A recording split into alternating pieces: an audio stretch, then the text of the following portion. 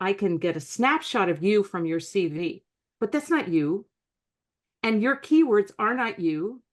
And I can do a keyword search on your CV, and that's not anything like you. And that won't tell me without talking with you what you will bring to my organization or what I'll bring to your organization. And that's where I'm critical of Mm. this over reliance on technology in something as human and as sticky and warm and vibrant and personal as recruiting, because I don't think that keyword searching is a good way to hire talent.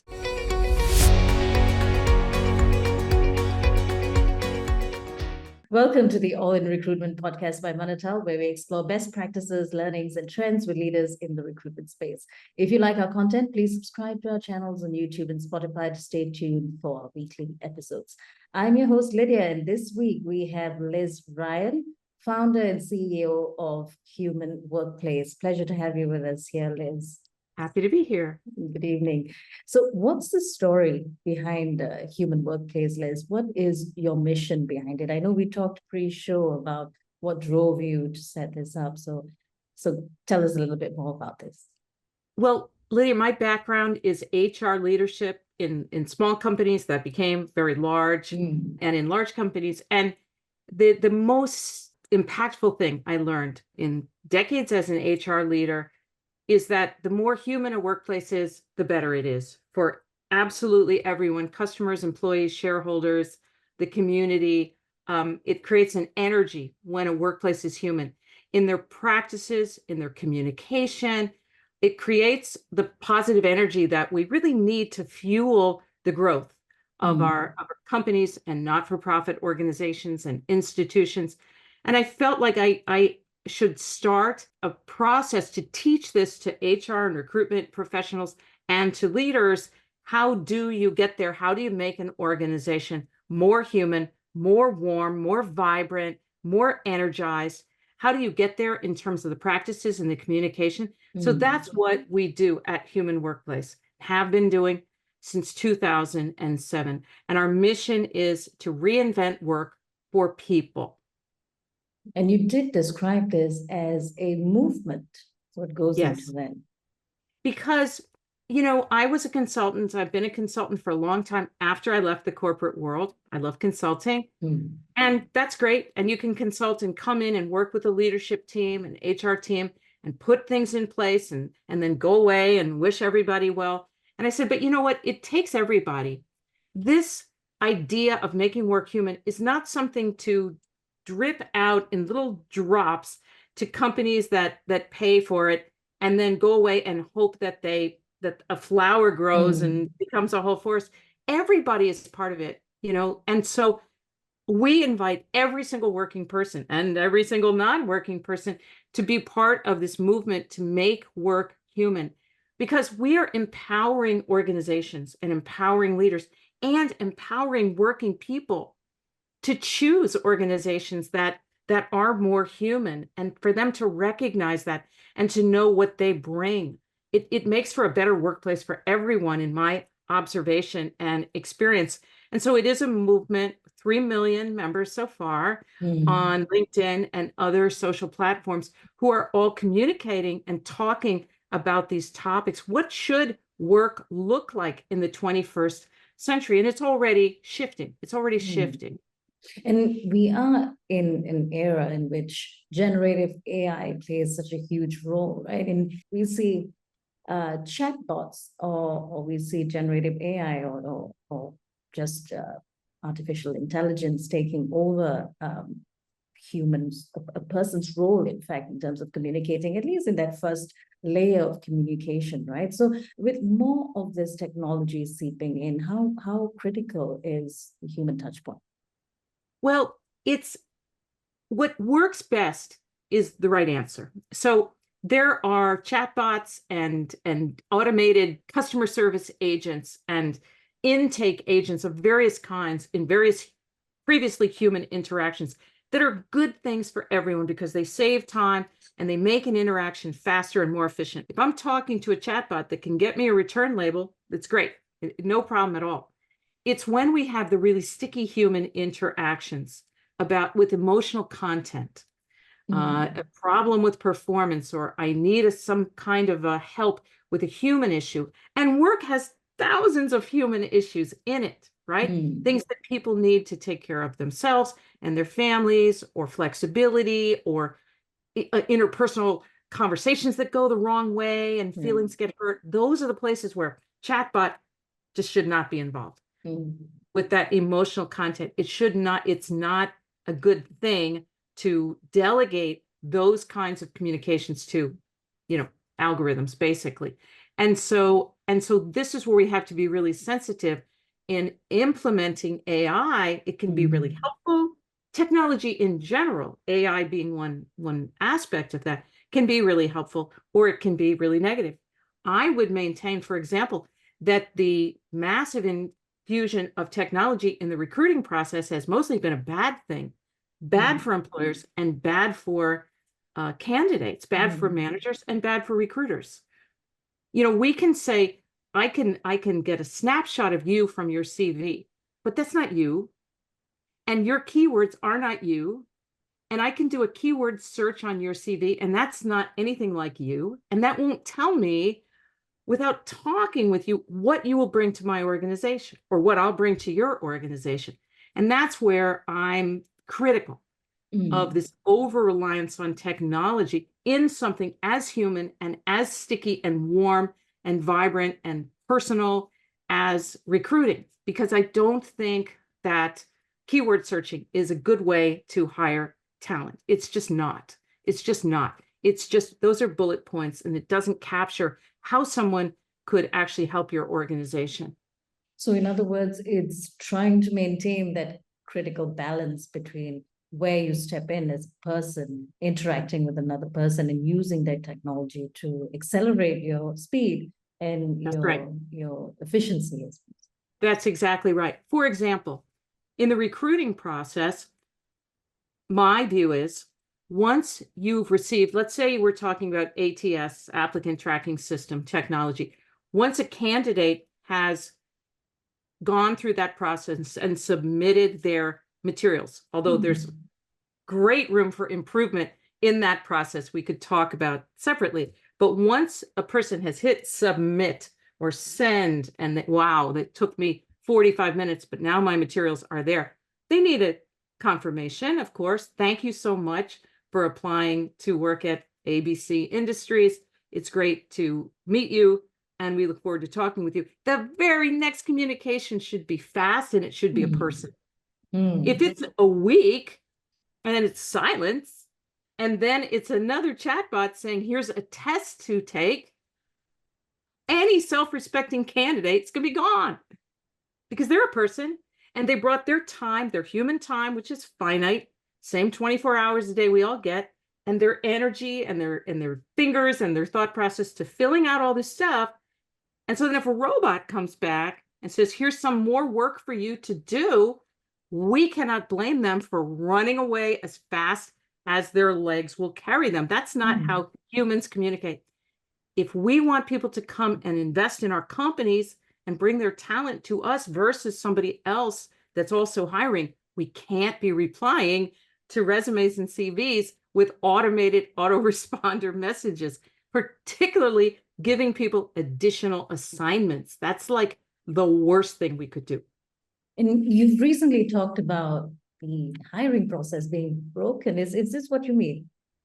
This is exactly what I mean. That's an aspect. So if I as a person, or you as a person, say, wow, I think I might want to work for this ABC Industries fictional company, let me learn about them, let me fill out an application, upload my resume, got a little autoresponder that says we received your materials. It's fine. It's 11 o'clock at night. I don't expect them to be working. But then a week goes by, and now I get another autoresponder. Please take a writing test, a math test, or whatever. I'm not interested anymore, because I brought all this human time and energy and effort. You're interested in me enough to have me do the next step. So there was a decision made. Right now would be a great time to get an email or a chat that says, hey, this is Sarah at ABC. Thank you so much for your application. we see some great things. We have a couple of openings we might want to talk to you about. Would that be something you're interested in? You can automate that, but it's still got to be Sarah, and she has to be a living person, because if they respond, she's got to be able to get back to them. So it's just smart design, where we use technology and where we don't. Now, going back to the point of interpersonal communication, really close touch points, right? A big Yes. part of being a successful recruiter is to be able to understand, what a candidate's current career pathway might be, but also their future pathways, right? I mean, as you mentioned, you were looking at, you did work in two places in which they scaled up, two small companies in which they scaled up. So clearly there's so much potential in places like that. So to what extent does career coaching or career coaching skills benefit recruiters, especially those who are actively recruiting in disruptive environments that we're seeing? There is such a huge overlap between recruiting and career coaching. There really, really is. And you know this. The best recruiters are career coaches, except that they are career coaches with boundaries. They make it clear to candidates, I work for an employer, or I work for an agency, which could be me or a large national global agency that works for employers. So I can guide you in some ideas that I think might be useful for you. But our relationship is based on me filling jobs for my employer or another employer that I'm recruiting for. So I'm limited I can't go all the way back to what do you want to be when you grow up, and how do we get there, and how do we brand you for that? That requires a dedicated career coach if that kind of services would be helpful for you. But coaching in terms of listening and responding appropriately is so critical for recruiters. It's just so critical. And it distinguishes the best recruiters from others. So for example, one of the big complaints, of course, from candidates about recruiting is that they say a recruiter reached out to me and said, let's talk. And we set up a Zoom call and we spoke, or a phone call. And we get on the phone and they reached out to me. I was living my life, and they said, so do you have this? Do you have this? Do you have this? Do you have this background? Do you have this certification? And I said, it's all on my LinkedIn profile. You had to look at my LinkedIn profile in order to reach out to me on LinkedIn. So you saw it. But now you're asking me questions that a quick glance at my LinkedIn profile would have answered. And also, once again, I'm giving you my time. This is my dinner time, or my reading to the children time, or my walking the dog time. So I don't want to be on this call and be interrogated. Do I have this, this, this, this? I need you to convince me that it's worth being on the phone with you right now. Recruiting is selling. Recruiting is selling. I could say it a million times. I'm so grateful. One of my early managers told me, recruiting is selling. You are going to be selling candidates on our opportunities, not by giving them a sales pitch, you should come and work there, but by listening, which is all good selling. Listening. What's important to you? What do you need to know to stay in this conversation right now? Because I know you have a lot of other priorities and things to do. If you can listen and if you can respond appropriately, candidate says, I want to work completely remotely. You say, great. I don't know if we can get there with this particular opportunity. I will find out, but I don't know, and I don't want to mislead you, but let me find out and get back to you in 48 hours. If you do that, you're already way ahead of the game. And if you don't, and you don't write to the candidate and say, it's going to take me a little longer, my contact at ABC Industries is on vacation, then they may not answer your call, and we can't blame them. We're looking at recruiting through a different lens now. It's not mechanical. It's not transactional. It can't be. The best recruiters are much more closely involved and much more longitudinally oriented over years. They may place this candidate 5, 10 times over their career, and this is how it has to be. Anybody can just dial for dollars and call 30 candidates a day, but that's not really what recruiting is. So in terms of a job seeker or a candidate, a potential candidate in this instance, right? How would you define an empowered job seeker that a recruiter might be approaching? How would you define that? Sure. And what would this empowered job seeker be looking for in a recruiter? I know you answered quite a bit of that earlier, but yes, we could go into that. More and more employees, candidates job seekers are better educated, more well-informed than they were in the past. That's a good thing. It's a good thing for employers. It's a good thing for all of us, for more people to know more about how the pieces fit together. Using a theatrical analogy, to get backstage and look up and see the rigging and see how the sets are put into place and see how the whole operation holds together. In general, understanding more about our economic systems and how businesses work is a very good thing for the individual with that knowledge and for everybody else, right? So that's a good thing. The more well-educated and empowered a candidate is, the more requirements they're going to have. They're going to have more confidence and they're going to expect more. And what they expect, number one, from recruiters is attention, meaning focus in. I know you have 25 calls to make today, but I'm a separate person and you reached out to me. You reached out to me. So I was harming no one out here, living my life, and you reached out to me. I'm not passive. I'm not a passive candidate. I have lots of things to do and things to take care of. So I may just be one tiny part of your day, but if this conversation doesn't go well, in the sense that you cut me off or you hammer me with questions, or I don't feel like you're listening to me, I will just disappear and we won't speak again. And that means you won't place me, and all the people I know that you would have an opportunity to place, that also won't happen. So the number one thing candidates want from recruiters is pay attention to what I'm saying. Pay attention to what I'm telling you. Give me a chance to answer questions. Here's a classic thing. I'm a recruiter. I'm calling a candidate. I'm talking to them, and they say, "Do you have a particular job in mind for me?" Or I can't answer that. I'm sorry. This is just okay. Well, if you can't answer that, why am I on the phone with you? We can't expect candidates to just give you all the information for your database. Like, they want to know. Their time is valuable, and this is the shift. I would say 25 to 35% of recruiters get this entirely. They get it, they live it, and it's a competitive advantage for them. And entire organizations, they get it, and they do this organically, and it's a huge recruiting advantage for them. The folks who are lagging behind, they're going to really suffer, and they're going to have a hard time hiring the people they need, because it is not, as you said earlier, for certain positions, a lot of hard to fill positions, candidates are in the driver's seat, and that's good. That's not a bad thing. The people who need to be sold are the best people to help your organization thrive and grow.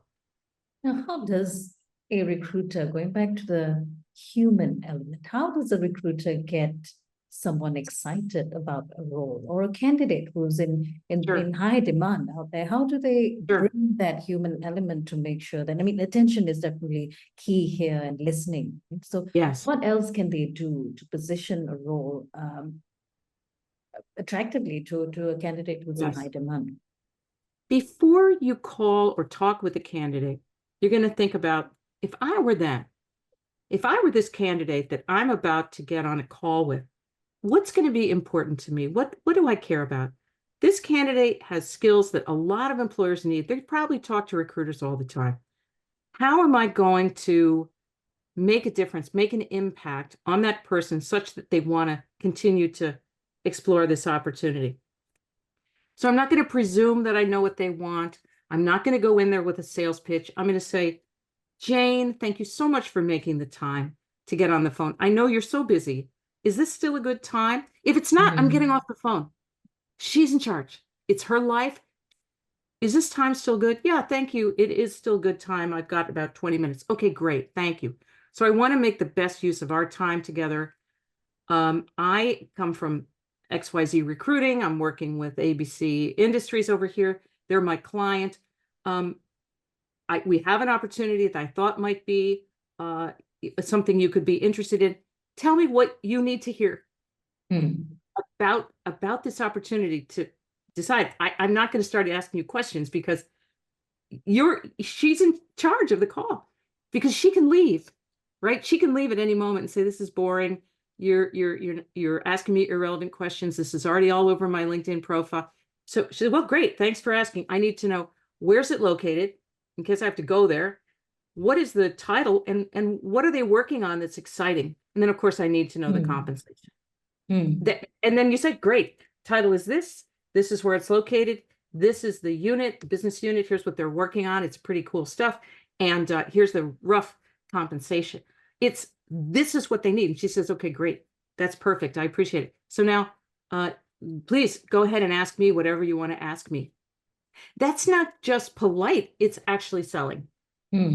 If you walk into a car dealership to look at cars, they're not going to start telling you what you need to know. They're going to ask you, what are you looking for? What are you excited about? What made you come in? What kinds of automobiles are you interested in? What features are important to you?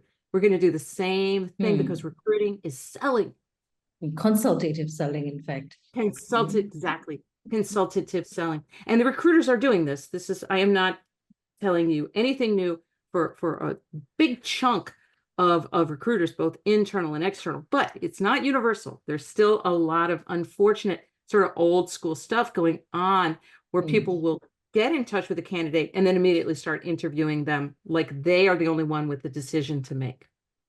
Now, given the changing workplace arrangement, we're seeing a huge disruption in the way work is being carried out. And in the future, we're going to see more of that, right? So how should recruiters be thinking about this hiring process, given all these changes and the different, the variations of situations that a candidate might be in? How do they think about the hiring process in this respect? We have to look at the recruiting process from the candidate's point of view. There was an exercise very popular 20, 30 years ago called Staple Yourself to an Order. And it was a way of looking at the order processing system from a customer's point of view. So the idea was, if I'm an order form that's coming in from a customer, what happens to me as an order form? First, I go to this desk and then that desk, and then my products are allocated, and then a delivery date is set. And we saw holes in the process in places where it could be tightened up and it could be made shorter and friendlier. Now we're saying the same thing. Staple yourself to a resume. Look at the hiring process from the candidate's point of view. If they apply for a job and they submit a CV and 2 or 3 weeks go by and they don't talk to anyone, they're gone. We have to assume they've been hired somewhere else. But also, even if they haven't, they're not excited about us. They're saying, what is wrong in your company that it takes that long? So we have to really look at the recruiting process with fresh eyes. Why do we do interviews where we have a script and we ask all the questions? There's nothing God-given about that. That's not the best way to hire people. Why are these questions, especially the really lame 1965 questions, what's your greatest weakness? Who cares? Why do we even assume I have weaknesses? And what does it have to do with my job as a programmer or marketing analyst or whatever? Nothing, right? Weird, ancient, crusty questions. Why would you ask what my last boss thinks about me? Who cares? Why would you ask what my 5-year plan is? Has no correlation to anything. So we're going to throw out that old script and we're going to talk to candidates. Here's what the job is. Here's me. I'm a hiring manager. I'm just going to be transparent with you. A lot of things are going really well. Here's some things in the department that could get better in 2024, and I could use your help. Here's what's cool about this job, and this is the reason I'm excited to kind of get you excited about what is possible in this job. Not just career advancement, that's cool, but what about right away? Here's what you get to dive into, and it's awesome. You like this kind of coding or this kind of product development? I think you're going to like this. You can tell me, ask me questions, and I'll answer for you. Because it's a two-way street, this interview. It's not one way. All these elements bring me back to the impact of the 3 million people who are now members of Human Workplace, right? So do you have any high impact stories, for instance, that you'd like to share from so the work many done here? stories. So many stories about people who bring our practices. We publish practices and ideas and how-tos and tools, courses, books, obviously, and articles about how to do this stuff and how to shift communication and leadership. And the stories are so great. Stories about people coming together inside organizations to surmount really big problems sometimes because they have a shared vision for their support of one another and their customers and their organization and their community. A particular story, I worked with an organization that was about to be sold. It's common when organizations are acquired that the acquirer makes all the decisions, right? That's the way of the world. The acquiring company makes all the decisions. Who stays, who goes, who gets what job, how processes roll out, what processes are kept. And it's usually the acquiring company that's kind of like the winner and they're in charge. And the acquired company just has to kind of like, do what they're told and really has no voice. And so I was working with the about to be acquired company and asking, and they wanted my support. And so the question is, how can we fit into this organization without completely losing all the good things that we did in our organization? We lost this battle, right? We are being bought and we don't have any votes. We don't have any clout. And the most likely thing is that all of our best employees will just leave. They'll go someplace else, right? It's just an unfortunate thing. And so I said, look, I'm working with you folks. I'm not working with the acquiring company. They did not ask for my help. But the thing that you can do is to let these folks know in every interaction at the micro level, in your department and from a leadership level, what you believe is valuable and how you'd like to interact with them and how that will manifest the big vision that they have for the combined organization. And you're going to be really earnest and you're going to be really transparent and you're going to tell them what you've been doing that works. And you're going to give them an opportunity to sort of rise up and see where there's value from your side of the deal. And if they can't do that, they can't do it and you'll all quit. And if they can do it, it'll be a wonderful thing and the organization will be stronger for it. And they did. They found their voices, which is not a common thing to do when you're being acquired. And they said, look, I'd like to stay. But if I stay, it's going to be because I still have a contribution to make. And this is the contribution that I make and that I'm passionate about and that I've been doing here. And here are the results.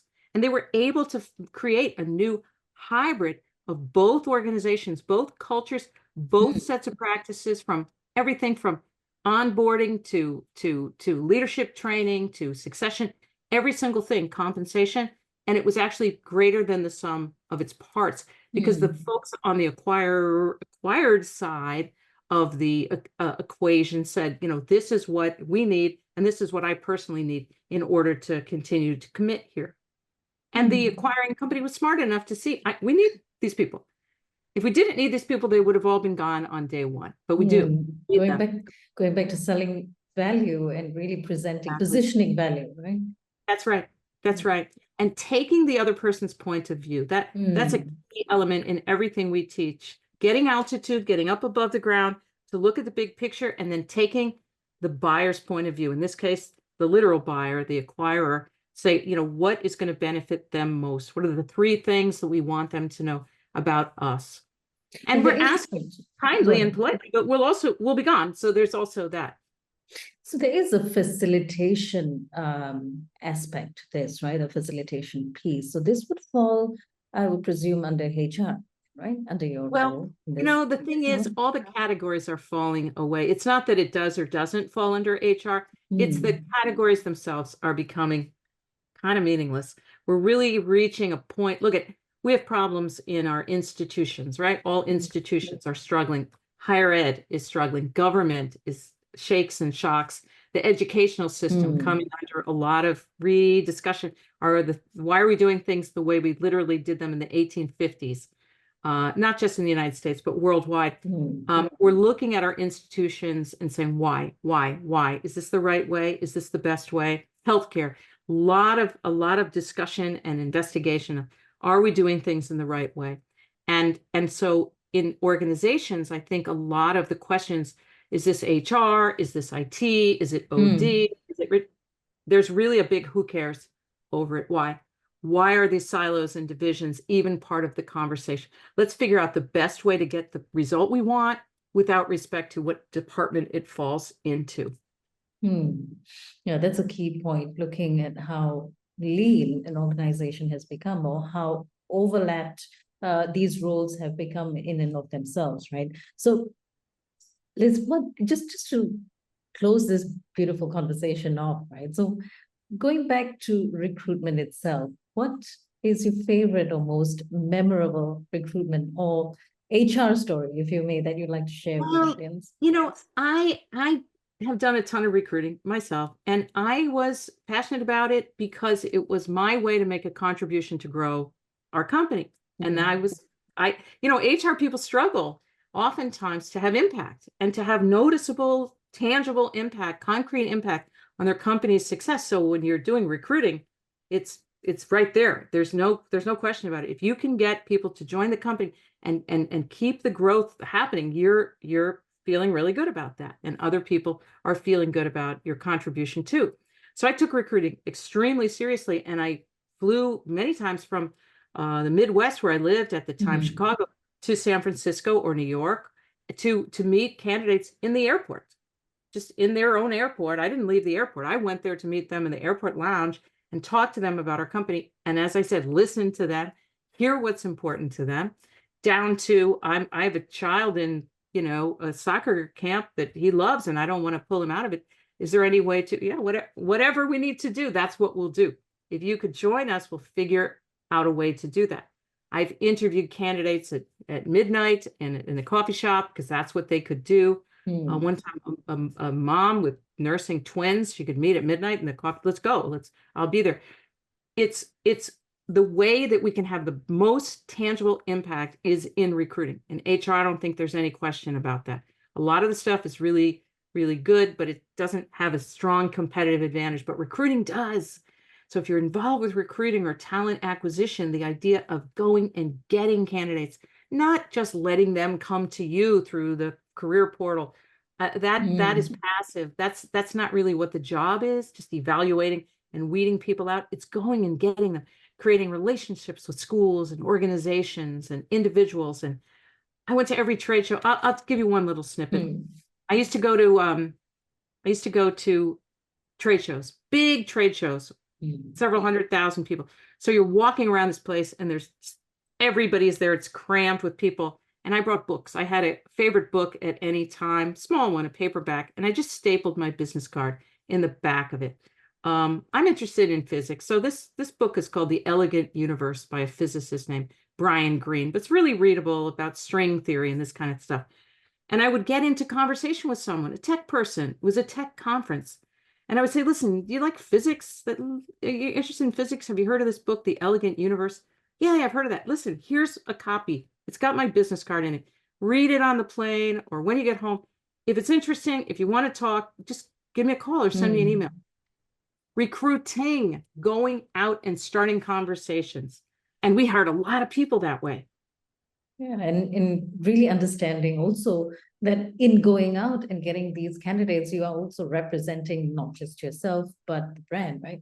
And it's a great opportunity to be you're frontline and you're out there, you're the first touch point, the first impression to make on a candidate. 100%. So thank you so much, Liz. I really enjoyed this conversation. I think there's so much to reevaluate in terms of recruiting processes, hiring processes, and really what kind of skills do you bring to complement the technologies that are already out there, and how you differentiate that human element from everybody else. And I think that's been great. So thank you very much for your time and your insights, Liz. And if anyone in the audience wants to pick up a conversation with you, where can they find you? They can reach me at support, SUPPORT, at humanworkplace.com. Thank you so much, Liz. And it's been a pleasure having you share these insights. And we have been in conversation with Liz Ryan, founder and CEO of Human Workplace. Thank you for joining us this week. Remember to subscribe to our channel, so stay tuned for more weekly insights from All in Recruitment.